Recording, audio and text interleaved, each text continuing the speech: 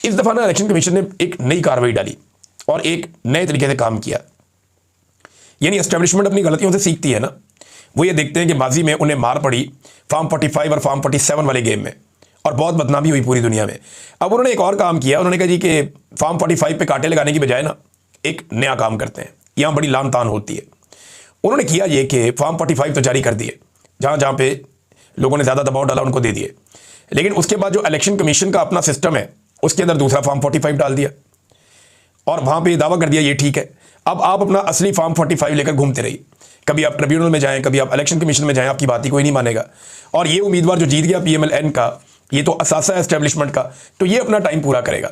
तो इस तरीके से इन्होंने एक नया तरीका वारदात ढूंढा और इतनी देर में जब तक इंसाफ होना है तब तक तो हुकूमत अपनी मुद्दत पूरी कर लेगी। पाकिस्तान में इंसाफ तो होता कोई नहीं। अब खैबर पख्तूनख्वा के अंदर मैंने खैबर पख्तूनख्वा की हुकूमत की बेबसी भी देखी। यानी ये बात एक हकीकत है, खैबर पख्तूनख्वा में पाकिस्तान तहरीक इंसाफ की हुकूमत है जो थोड़ा टफ टाइम भी देती है पाकिस्तान की एस्टेब्लिशमेंट को। लेकिन आप अंदाज़ा करें अगर ये लोग इतने बेबस हैं तो बाकी सूबों में और वफाक के अंदर जो हुकूमतें हैं वो मिलिट्री एस्टेब्लिशमेंट के सामने कितनी बेबस होंगी। अमली तौर पर पाकिस्तान की फ़ौजी क़यादत इस वक्त पाकिस्तान को कंट्रोल कर रही है और वो ये फैसला करते हैं कि किस जगह पे किस वक्त क्या करना है।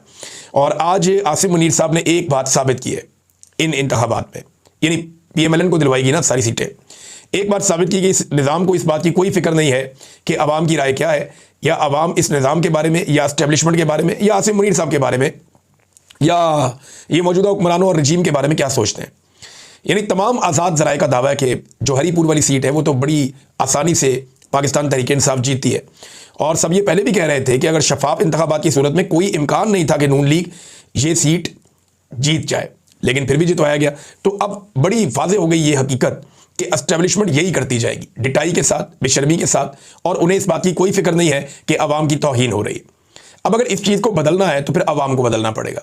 ये अब ऐसे नहीं बदलेगा, ना इसको अदालत ठीक करेगी, ना इसको पार्लियामान ठीक करेगी, ना इसको इंसानी हकूक़ की तंजीमें ठीक करेंगी, ना इसको अमेरिका ठीक करेगा, ना इसको IMF ठीक करेगा, ना ही इसको यूरोपीय यूनियन ठीक करेगा, ना ही इसको बरतानवी सफ़ीर ठीक करेगा। कोई इसके अंदर अक़वाम मुत्तहिदा कोई इसमें मुदाखलत नहीं करेगा।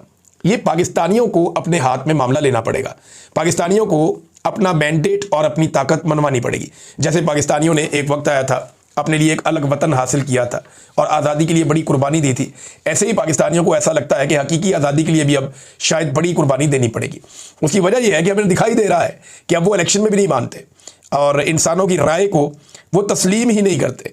यानी 95% रिजल्ट में 25,000 की लीड थी और जब रिजल्ट मुकम्मल होता है तो पता चलता है जनाब फारग है। और वो कहते हैं जी हम फॉर्म 45 लेकर गए जो हमें प्रिजाइडिंग ऑफिसर्स ने दिए, वो फॉर्म 45 हम हवाले कर रहे हैं RO के कि जनाब ये फॉर्म 45 है, इसके मुताबिक आप रिजल्ट जारी कर दें फॉर्म 47।